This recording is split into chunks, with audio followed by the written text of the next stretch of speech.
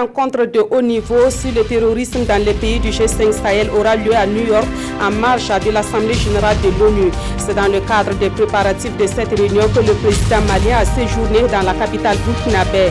Les pays du G5 Sahel veulent parler d'une même voix à la réunion de New York. Une fois de plus, la tradition a été respectée par les établissements publics de l'État qui ont débuté leur 18e Assemblée générale ce 14 septembre. Au cœur de cette Assemblée, la contribution des EPE dans la mise en œuvre du Plan national de développement économique et social. C'est aussi une occasion pour les 88 EPE de présenter les rapports de leurs activités et leur situation financière. La communauté économique des États de l'Afrique de l'Ouest propose des réformes pour une sortie de crise au Togo. Le président de la commission de la CEDEAO en a parlé avec le pouvoir et l'opposition. En attendant, le projet de réforme proposé par le pouvoir en place sera soumis à l'Assemblée nationale togolaise demain. Mesdames, Messieurs, bonsoir. Cela dit, le président malien a fait une déclaration au terme de sa visite dans la capitale burkinabé. Le président en exercice du G5 Sahel prépare une rencontre de haut niveau à New York sur la lutte contre le terrorisme. Il était donc nécessaire pour lui de s'accorder avec ses pairs pour parler d'une même voix lors de cette rencontre. Alidou Badzini, Frédéric Etienne Bassenga. Ibrahim Boubacar Keïta fait le point de sa tournée dans les pays du G5 Sahel. Le président en exercice de cette organisation qui s'est donné pour mission de bouter le terrorisme hors de ses États membres prépare en effet une rencontre de haut niveau sur la question aux Nations Unies et il fallait que lui et ses pairs s'accordent. Je n'irai pas esseler à New York. Nous serons au coude à coude les 5 pays du G5 Sahel, Inch'Allah. Holdokin avait commencé à dire là aussi, à peine commencé, voilà, qui se trouve déjà indépendant. Non. Le G5 Sahel est plus soudé que jamais. Et nous le serons davantage, et de jour en jour, et de mieux en mieux. Nous n'avons pas le choix. Parce que nous avons compris que notre défense et notre sécurité sont des prérogatives et des devoirs qui nous incombent en tout premier chef. Et dès lors, il fallait trouver le système. Et il est trouvé, il est cohérent, il est pertinent, et il prouvera son efficacité, Inch'Allah, dans un futur rapproché. Je suis donc venu faire, avec mon frère, le président Okma Christian Kaboé, le point de tout cela, et je crois que j'aurai le bonheur avec lui-même, avec le président Déby, avec le président Abdelaziz, avec le président Mamadou Issoufou, de le porter aux Nations Unies au plus haut niveau. Pour le président en exercice du G5 Sahel, les défis auxquels font face les 5 pays nécessitent beaucoup plus de créativité pour une riposte adéquate. Au palais de Kosiam, le président du Faso a reçu en audience une délégation du Centre indépendant de recherche et d'initiative pour le dialogue. Cette structure basée en Suisse est l'initiatrice du prix Macky Sall pour le dialogue. La délégation est allée informer le chef de l'État que le Mogo Naba Bango a été désigné comme le lauréat du prix Macky Sall cette année. Isaka Ouedraogo et Monkuna Dabiri. Mogo Naba Bango, lauréat 2017 du prix Macky Sall pour le dialogue. Le chef de Mosé a été désigné pour ses efforts en faveur de la paix au Burkina Faso. C'est l'information dont est porteur le président fondateur du Centre indépendant de recherche et d'initiative pour le dialogue. Un des objectifs pivots de cette démarche, c'est d'encourager l'Afrique à identifier ses ressources locales, notamment sur le plan humain, afin que ces ressources soient mise à profit pour régler quelques crises qui nous assaillent et qui défient les mécanismes traditionnels de résolution des conflits. Notre envie, c'est autour de 2 mots que le Mogo Naba a présentés hier durant notre visite. Il a dit « J'accepte ce prix avec humilité et responsabilité. » Humilité, vous comprenez ce que ça veut dire, mais surtout responsabilité. Responsabilité pour dire que ce qui s'est passé comme modèle de résolution pacifique des conflits au Burkina Faso devrait inspirer les autres parties de l'Afrique. Initié par le Centre indépendant de recherche et d'initiative pour le dialogue, le prix est composé de 50 000 €, soit environ 30 millions de francs CFA. Au Mogo Naba, le prix sera remis à Genève en Suisse lors d'une cérémonie à une date non encore précisée. Le Conseil des ministres d'hier a annoncé une série d'activités dans le cadre de la commémoration de la résistance au coup d'État de septembre 2015. Le top départ de ces activités a été donné ce matin à Gounguin à travers un nettoyage du cimetière municipal où reposent les martyrs. Une délégation gouvernementale est allée soutenir la brigade verte commise à cette tâche. On voit cela avec Rasmani Zoundi et Oumou Sissi. Le cimetière municipal de Gounguin reçoit un coup de balai à la veille de la commémoration du putsch manqué de septembre 2015. La brigade verte a retroussé ses manches pour s'attaquer aux mauvaises herbes et aux déchets qui envahissent certaines tombes des martyrs. Et le boulot ne manque pas à certains endroits. Nous voudrons donc rendre un grand hommage à ceux qui ont versé leur sang pour cette cause. C'est pour cela que le gouvernement, au cours du Conseil des ministres de mercredi, a décidé d'un programme pour marquer l'événement. Et ce programme démarre ce matin donc par le nettoyage du cimetière et des tombes des martyrs. À cette grande opération de nettoyage, l'association des blessés et des parents des victimes de l'insurrection populaire et du putsch manqué est également présente. C'est un programme qu'on a tracé ensemble avec le gouvernement. Donc ils ont tenu parole. Ce n'est pas comme l'an passé où ça n'a pas été nettoyé, on était tous frustrés. Bon, on essaie de les comprendre, ils essaient de faire des efforts. Seulement, bon, c'est lent à tous les niveaux. Bon, mais aujourd'hui, on peut dire qu'on est satisfait de l'action gouvernementale qui a été menée.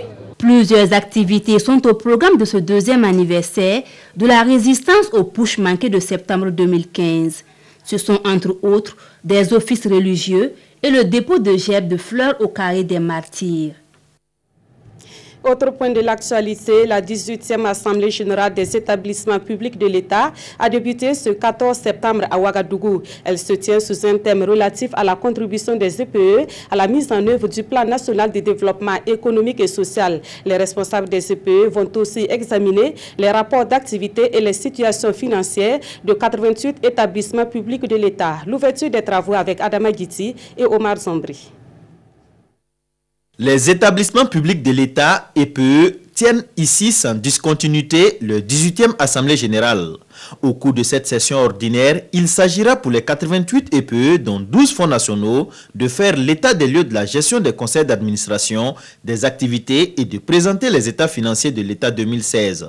Cette année, le thème choisi est en étroite connexion avec les aspirations de développement suscitées par le PNDS, le Plan national de développement économique et social. Il s'agit là d'une invitation à vous approprier davantage le PNDS et à vous y investir résolument en vue d'une pleine contribution de nos établissements publics à la mise en œuvre réussie de cet ambitieux programme pour le développement de notre pays. Et concernant le bilan des activités de ces EPE, il y a de quoi être satisfait. Globalement, je pense qu'il y a des motifs de satisfaction par rapport à la performance des établissements publics de l'État, parce qu'en matière de fonctionnement, l'essentiel de ces établissements ont honoré en tout cas les engagements. Si ce satisfecit général témoigne de la vitalité des établissements publics de l'État, cependant, il est à noter quelques difficultés. La difficulté récurrente qui vient est l'insuffisance des ressources financières.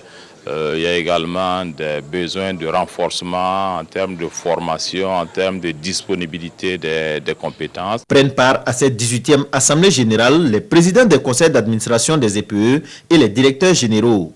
11 rapports d'explication seront auditionnés durant ces 2 jours de travaux, dont la clôture interviendra ce 15 septembre.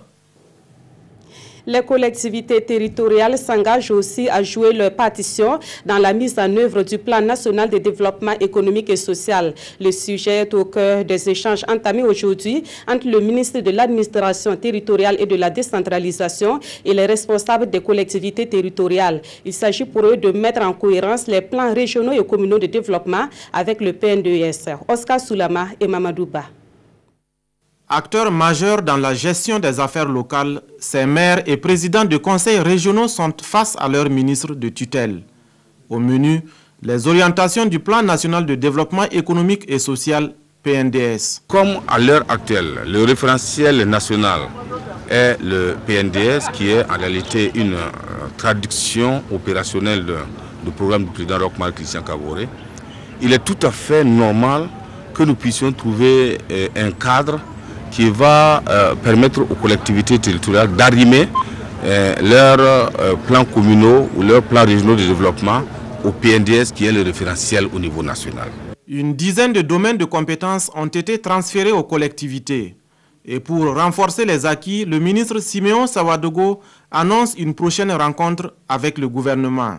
Et cette rencontre va permettre au gouvernement de donner des orientations précises aux collectivités et dire aux activités l'attente du gouvernement par rapport à la portion de compétences qui leur ont été accordées pour qu'à l'heure du bilan, les collectivités puissent dire voilà ce que nous avons fait, l'État puisse dire voilà ce que nous avons aidé aux collectivités pour leur permettre donc de participer au développement de ce pays-là.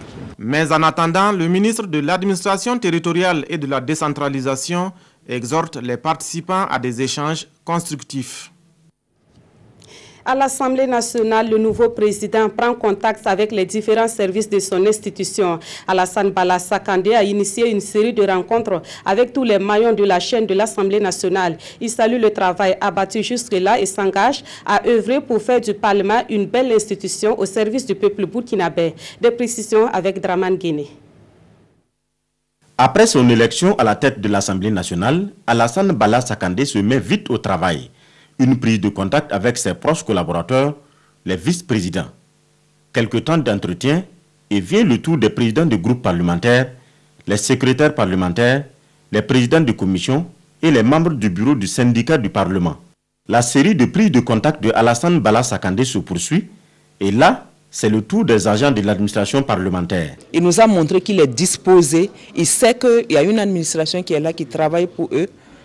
Il sait qu'il faut tenir compte de cette administration. Il a dit, avec des mots plus ou moins couverts, qu'il va mettre tout à la disposition de cette administration pour qu'elle donne le meilleur d'elle-même. Donc nous, en retour, nous prenons l'engagement de donner le meilleur de nous-mêmes également pour que l'Assemblée soit ce qu'elle doit être.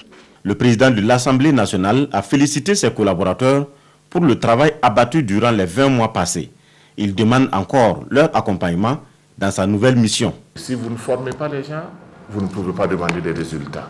Et nous allons le faire avec la collaboration de tous, de façon à ce que, en tout cas, dans 1 an, dans 2 ans, lorsqu'on parle de l'Assemblée nationale, qu'il y ait des personnels d'autres assemblées qui viennent en stage chez nous, parce que nous avons des têtes couronnées, nous avons des têtes pensantes, nous avons des personnes capables de transmettre le savoir. En tout cas, merci encore. Je compte sur votre collaboration, votre accompagnement. Je reste disponible. Enfin, Alassane Bala Sakandé a exhorté les uns et les autres à plus d'abnégation au travail.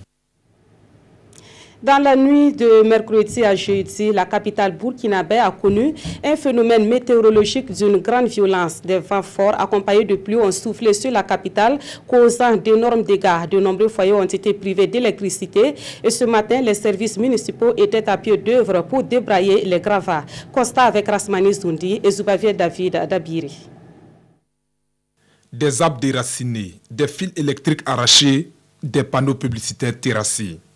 Le grand vent qui a soufflé sur la capitale burkinabé hier dans la nuit a fait de nombreux dégâts. Un vent d'une rare violence.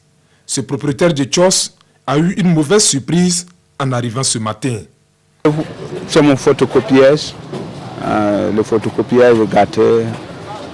Bon, c'est ça. Il y a deux ou trois photocopiages qui ont gâté.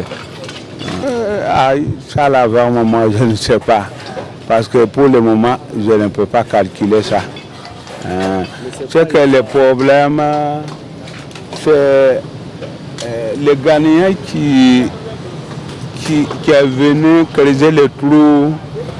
Bon, donc, elles sont enlevées la racine de l'arbre. Bon, peut-être ça aussi, c'est à cause de ça qui affaiblit l'arbre là que c'est tombé. Un vent d'une telle violence, les Wagalais en ont rarement vu. Et chacun y va de son commentaire. Il y a des arbres sont tombés, il y a des gens qui ont perdu également leur toit. Il Il y a des hangars et des appartements qui sont tombés également. La mairie doit agir très rapidement parce que depuis ce matin, la circulation est encombrée.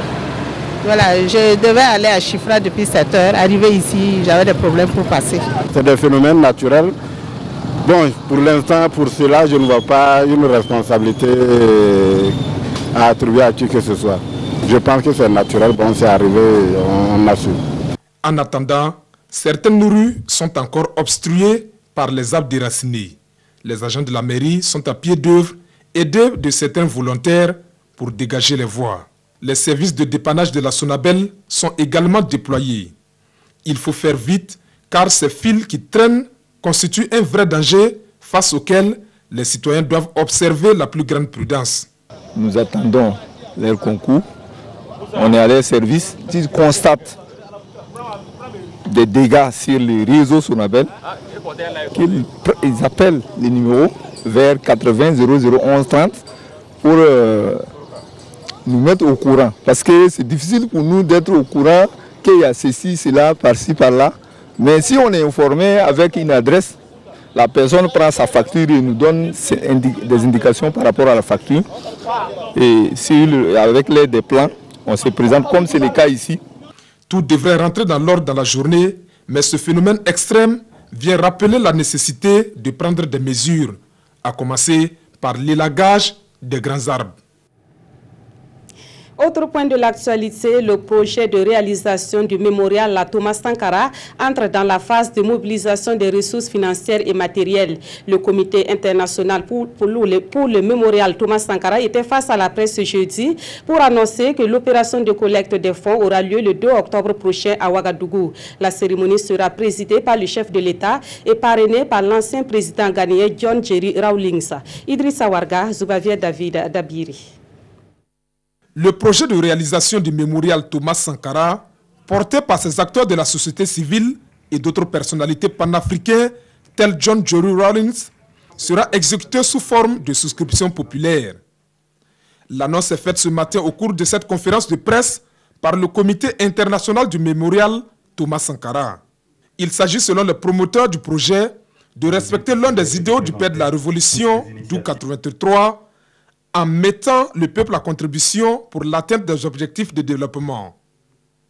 Et si pour l'heure, le montant exact de l'ouvrage n'est pas connu, il devrait se chiffrer en milliards de francs CFA. Chacun a le devoir, sinon le droit, de contribuer à la mémoire de Thomas Sankara. S'il croit en tout cas que c'est un héritage qui mérite d'être érigé, je crois qu'il a le devoir de contribuer à la mesure de ses moyens. Et ça dit en passant, on a parlé de l'ouverture du concours, enfin de la déclaration des résultats autour de janvier. Ça nous laisse un mois. Je pense qu'un projet tel que le projet du mémorial, c'est sûr qu'il va dépasser forcément la centaine de milliards. Et pour récolter ces fonds, une campagne de souscription sera lancée à partir du 2 octobre prochain à Ouagadougou. En plus des contributions des Burkinabés, les initiateurs comptent sur l'appui de bonne volonté à travers le monde. Le projet se veut ambitieux et devrait constituer une source d'attraction touristique en générant des ressources économiques pour le Burkina Faso. Même si le mémorial coûte 50 milliards, 100 milliards, 200 milliards, le mémorial va rapporter plus que ce qu'il a coûté. Pour le Burkina, c'est un tremplin de développement. Il ne faut pas que les gens oublient ça. Parce qu'un mémorial ici, au Burkina, Sankara, quelqu'un qui voyage, qui arrive, va vouloir venir voir c'est quoi. Les Burkinabés qui ont contribué, vous êtes à Gawa, vous êtes à Mengao, vous avez donné votre 100 francs pour que le mémorial se réalise. Quand vous allez être en visite à Ouagadougou, vous allez dire, mes 100 francs ont servi à quelque chose, je vais aller voir. Il va aller contribuer, il va venir encore contribuer une deuxième fois pour avoir accès au mémorial. Et ça va permettre de générer d'autres activités, d'autres financements, ça va créer de l'emploi. Le mémorial sera érigé au sein du Conseil de l'Entente, un lieu historique selon les organisateurs, qui a vu Thomas Sankara et 12 autres personnes tomber le 15 octobre 1987. Des colloques et des conférences sont également inscrits dans l'agenda de cette campagne de mobilisation de ressources et de commémoration du 30e anniversaire de l'assassinat de Thomas Sankara. Que s'est-il passé dans la famille Ouedraogo à Keneko, un village situé à une dizaine de kilomètres de Goursi? Des membres de cette famille ont trouvé la mort suite à une intoxication alimentaire. Le drame s'est produit dans la nuit du 11 au 12 septembre dernier. Après avoir pris le repas du soir, les victimes ont manifesté des troubles digestifs et n'ont pas pu être sauvées une fois évacuées dans les structures sanitaires de la localité. Plus d'explications avec Irénée Kabouré et Herman Toui. C'est un mercredi noir pour la famille Ouedraogo à Keneko, village situé dans la commune rurale de Bassi, dans le Zondoma.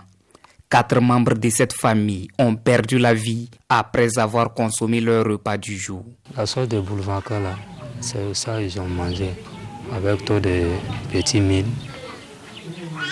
C'était ces nourritures-là qu'ils ont mangé dans la journée. Il y avait un restant, ils ont pris ça la nuit encore, chauffé et puis mangé. Donc c'est après ça maintenant qu'il y a eu la déclaration. Le petit frère, lui, quand il s'est levé net, lui, il a dit sincèrement que chose que la maman a préparé, sincèrement, il dit ça va pas. Parce que quand lui l'a mangé, son ventre le fait mal. Son grand frère aussi a trouvé le petit frère de notre papa ici. Il lui a parlé que chose que leur maman a préparé là, sincèrement, aujourd'hui, ça va pas. Après avoir été évacué au centre médical de Goursi dans un état comateux, Alidou Ouedraogo, sa femme et son fils de 2 ans y ont rendu l'âme. 4 patients présentent le même tableau. Ils sont venus dans un tableau de vomissement, de convulsions, de diarrhée. À travers l'interrogatoire, avec les accompagnants, voilà, donc on pense beaucoup plus à une intoxication alimentaire. Moussa Ouedraogo, le seul rescapé parmi les 5 ayant consommé de ce repas, est toujours dans un état de lamentation. Et pour Dr Ouedraogo, il faudra encore attendre les résultats de l'analyse pour connaître la cause réelle de ce drame. Et on a appris ce soir que le membre de la famille qui était justement dans un état stationnaire est également décédé, portant le nombre de morts à 5 suite à cette intoxication alimentaire. Intéressons-nous à présent au programme d'autonomisation économique des femmes et des jeunes lancé au mois de juin dernier. Sur plus de 100 000 dossiers enregistrés, 13 000 ont été retenus pour être financés à hauteur de 5 milliards de francs CFA. Les bénéficiaires entreront en possession de leurs fonds le 19 septembre prochain. Ouedraogo et Zalissa Sanfo. Plus de 91 000 micro-projets jugés recevables sur les 100 000 soumis au programme d'autonomisation économique des jeunes et des femmes. Et le besoin de financement pour ces 91 000 projets est estimé à 78 milliards de francs CFA. Pourtant, le budget alloué à ce programme pour cette année est de 5 milliards de francs CFA. Que faire? Les techniciens et spécialistes ont dû s'appuyer sur des critères assez ponctués pour sélectionner 13 000 projets à financer. La cohérence du projet. Je peux citer également les projets à forte potentialité économique et de création d'emplois. La qualité des garanties également a été considérée. Le secteur d'activité, la rentabilité du projet. Et c'est ce 19 septembre que les noms seront dévoilés. Chacun rentrera donc en possession de son chèque qui varie entre 100 000 francs et 1 500 000 francs CFA. Les listes des promoteurs présélectionnés seront disponibles à partir du samedi 16 septembre. Les promoteurs sélectionnés recevront donc, nous avons mis en place une organisation pour les informer directement à partir des SMS. Mais également, nous allons afficher les résultats au lieu des dépôts. Tous ceux porteurs de projets non retenus peuvent encore retrousser les manches pour la phase 2 qui débutera l'an prochain. Les préparatifs se poursuivent pour le prochain tirage de la tranche commune entente 2018 qui aura lieu à Ouagadougou. À ce sujet, les directeurs généraux et experts de l'autorité nationale des pays membres du Conseil de l'entente sont réunis depuis ce 14 septembre à Ouagadougou. À cette réunion, la date précise ainsi que les produits qui seront disponibles pour le tirage seront identifiés. Jean-Hugues Bayala et Zalissa Sanfo. En 2018, ce sera au tour du Burkina Faso d'accueillir le tirage de la tranche commune entente. Un rendez-vous que préparent déjà ici directeurs généraux et experts des loteries nationales des États membres du Conseil de l'entente. Il s'agit de décliner les grandes lignes de ce rendez-vous des parieurs de la sous-région, étudier minutieusement toutes les pistes et ne rien dévoir au hasard pour la réussite de l'événement. Les travaux consistent à déterminer non seulement le jour du tirage, les spécificités du produit qui va être mis sur le marché. Nos experts se penchent sur la réglementation qui va prévaloir à l'occasion de ce tirage, donc les dispositions légales qui doivent être prises, ainsi que les dispositions par rapport aux produits que nous allons mettre sur le marché. Rendez-vous des chanceux, rendez-vous des parieurs. Cet événement est aussi perçu comme un moyen de consolider l'intégration sous-régionale. Nous faisons en sorte que les populations des pays membres du Conseil de l'entente s'interpénètrent à travers des activités culturelles. Chaque fois qu'une capitale reçoit, les ressortissants de tous les pays membres du Conseil de l'entente résidant dans la capitale qui reçoit se retrouvent, se manifestent à travers l'art, la culture et indépendamment de cela, les gagnants des différents pays sont accueillis dans le pays qui organise le tirage entente et on crée une réelle intégration. Les gagnants se font des amis dans tous les pays membres du Conseil de l'entente. Pour le directeur général de la Loterie nationale burkinabé, tout le monde y gagne avec ce tirage de l'entente. Au cours de ce rendez-vous des parieurs, une infrastructure socio-économique sera réalisée au profit de toute la population. Actualité dans l'univers de l'enseignement supérieur, environ 20 000 bacheliers sont attendus cette année dans les universités Ouaga 1 et Ouaga 2. Sur place, à l'heure est au dépôt des dossiers de demande d'orientation et ce sont de longues files d'attente devant les guichets, d'où ce cri de cœur des nouveaux bacheliers pour la mise en place d'un système d'inscription en ligne. Le constat avec Rasmani Zoundi et Sanoua Christine Koulibaly. Sous ce soleil de plomb et dans cette longue file, un jeune homme, Wilfried Kabouré, passionné de la langue de Shakespeare.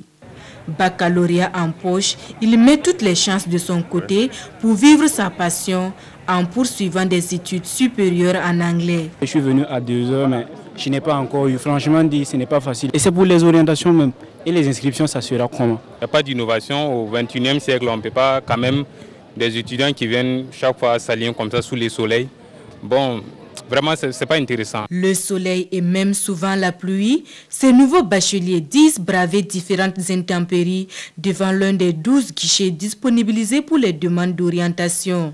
Et ces guichets sont organisés selon l'affluence. Quand je prends certaines filières comme économie, je prends droit, je prends anglais. Donc, au niveau de ces filières de grande affluence, nous avons prévu au minimum 2 guichets pour vraiment faciliter le dépôt. En plus de cela, nous les recevons par ordre alphabétique, c'est-à-dire, disons, par ordre alphabétique de leur nom de famille. Et c'est fait de telle sorte que par jour, on prend un nombre raisonnable. Logiquement, il ne devait pas avoir de bousculade. Tout a été calculé. Malheureusement, les nouveaux bacheliers se précipitent. Souvent, ils viennent lorsque ce n'est pas leur jour, ou alors lorsqu'ils arrivent le matin, ils veulent tous passer très rapidement. Et il arrive souvent qu'il y a des jours même où ils ne viennent pas, alors que ces jours étaient programmés pour les recevoir. Ce qu'ils ont fait, en tout cas, c'est bien, mais ce n'est pas arrivé comme on aime le dire. Bon, je vais dire que je suis là depuis le matin, disons 6h, 7h, mais jusqu'à présent, je suis là sur le rang, le soleil tape ma tête. Ça fait déjà mal, quoi.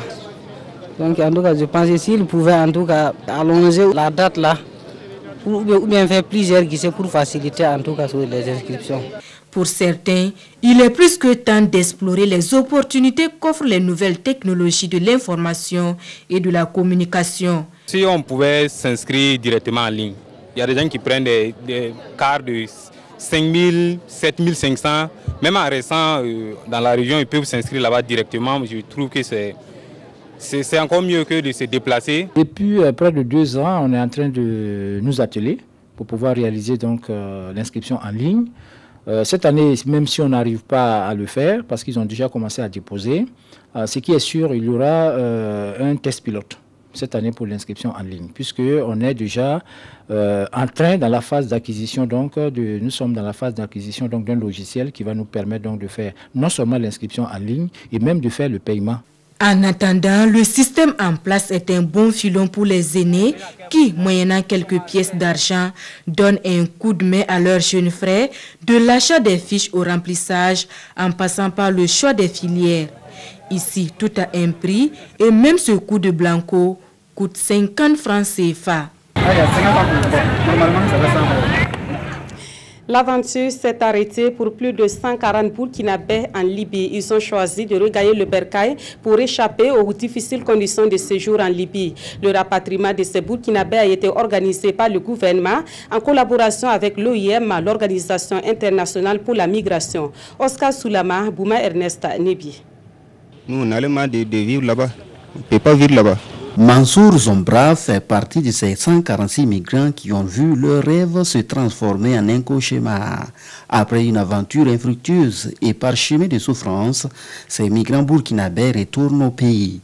Un retour organisé par les autorités burkinabées et l'Organisation internationale pour les migrations OIM. C'est une intervention régionale de l'OIM et qui prend en compte tous les pays aussi limitrophes du Burkina Faso. L'intention est vraiment de pouvoir accueillir les migrants qui se trouvent en difficulté dans le nord de l'Afrique ou qui souhaitent revenir pour pouvoir les aider à rentrer chez eux de manière harmonieuse. Dans ce cadre-ci régional, il y a vraiment un accent particulier sur l'accompagnement des migrants une fois qu'ils sont retournés dans leur communauté hôte. Il y a une équipe du Conseil national de secours d'urgence, du Conseil supérieur des Burkinabés de l'extérieur et de l'Organisation internationale des migrations qui va aller s'entretenir avec eux. Et de là maintenant, on verra exactement ce qu'il faut pour chacun d'eux, pour qu'ils s'intègrent. Pour les migrants, ce retour facilité par l'OIM est un véritable soulagement. J'ai eu des problèmes. On m'avait attrapé même, envoyé en prison, qui est d'envoyer de l'argent. Mes frères, ils ont envoyé de l'argent, ils ne m'ont pas fait sortir. Il y a des gens qui sont morts là-bas et puis il y a des gens qui ont pu sortir aussi. Il y a des gens qui ont perdu leurs pieds là-bas, qu'on les a cassés leurs pieds. C'est très difficile à dire. Parce que tu es dans ta maison, tu n'es pas libre. Tu es sorti au dehors, tu n'es pas libre. Tu es sorti au dehors, tu vas courir jusqu'à fatigué. Même si tu as des papiers, c'est la même chose. Tu n'as pas de papiers, c'est la même chose. Donc c'est à cause de ça nous on décide de rentrer chez nous pour avoir la paix. Ils ont passé la nuit au quartier Somgandé de Ouagadougou et doivent, selon l'OIM, rejoindre leurs familles respectives ce jour 14 septembre 2017. Et puis cette brève en sport, la commission d'organisation des compétitions de la FIFA a confirmé aujourd'hui la décision prise par le bureau des qualifications pour la Coupe du Monde Russie 2018 de faire rejouer le match Afrique du Sud-Sénégal. Le match sera programmé au mois de novembre prochain. Actualité hors du Burkina Faso, la CEDEAO se prononce pour une sortie de crise au Togo. Elle propose la mise en place des réformes et le président de la commission de la CEDEAO en a parlé avec le pouvoir et l'opposition du Togo. Déjà, le projet de réforme proposé par le gouvernement togolais sera soumis à l'appréciation de l'Assemblée nationale demain vendredi. La CEDEAO s'invite dans la crise politique au Togo. L'organisation sous-régionale a appelé mercredi à la mise en place des réformes dans ce pays. Le président de la commission de cette organisation était à Lomé mercredi.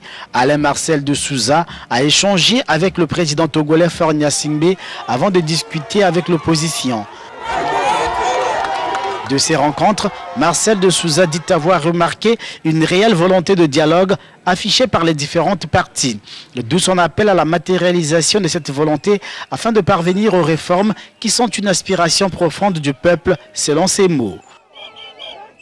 Pour ce diplomate, il s'agira d'instaurer un mandat unique renouvelable une seule fois, un mode de scrutin à 2 tours, ainsi que la prise en compte du vote des Togolais de la diaspora.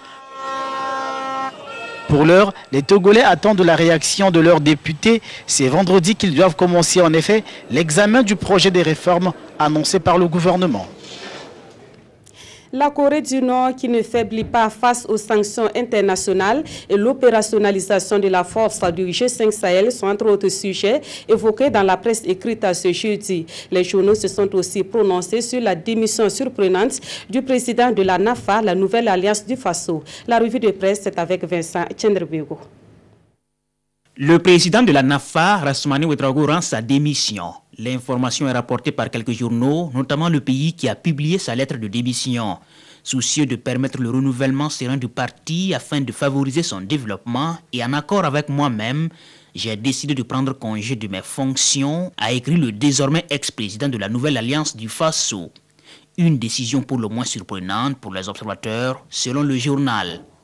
Contre les consommations d'eau et d'électricité à titre privé dans les administrations publiques, le ministère de l'Éducation nationale donne de la voix. En effet, selon Aujourd'hui au Faso, des contrôles dans ce département ont révélé une utilisation frauduleuse de l'eau et de l'électricité par des privés en violation des textes. Conséquence, une augmentation indue des dépenses de fonctionnement qui ne cadre pas avec la politique de rationalisation des dépenses. Une circulaire du MENA adressée à cette structure centrale déconcentrée et rattachée devrait mettre fin au lavage des véhicules et appels téléphoniques privés dans les services publics de ce département. Visite du président malien au Burkina quand Ibeka appuie sur l'accélérateur, écrit Le Pays. Ibrahim Boubacar Keïta a en effet entamé une mini-tournée régionale avec comme principale préoccupation la coopération entre les pays du G5 Sahel et la question des contributions qui est encore très loin d'être réglée, explique le journal. Une tournée opportune car elle permettra aux différents pays d'harmoniser leur point de vue avant d'aller à l'Assemblée générale des Nations unies. Les sanctions onusiennes contre la Corée du Nord à la loupe de Sidwaya. Le 3 septembre dernier, Pyongyang a procédé à son 6e essai nucléaire. Une énième provocation qui a amené la communauté internationale à décider de sanctions économiques contre le pays. C'est alors que la Chambre de commerce et d'industrie du Burkina, à la suite d'une décision gouvernementale, a invité l'ensemble des opérateurs économiques à s'abstenir de toute transaction commerciale avec la Corée du Nord, selon les informations du journal. Mais de Washington à Ouagadougou, quelle décision pourrait faire fléchir le régime de Pyongyang? En réponse au blocus, le régime pousse sa provocation en promettant de donner un coup d'accélérateur à ses programmes militaires interdits. Et c'est la fin de ce journal. Merci de l'avoir suivi. Dès demain, vous avez rendez-vous avec Peggy Ouedraogo à l'édition de 20h. Merci de votre fidélité et à très bientôt.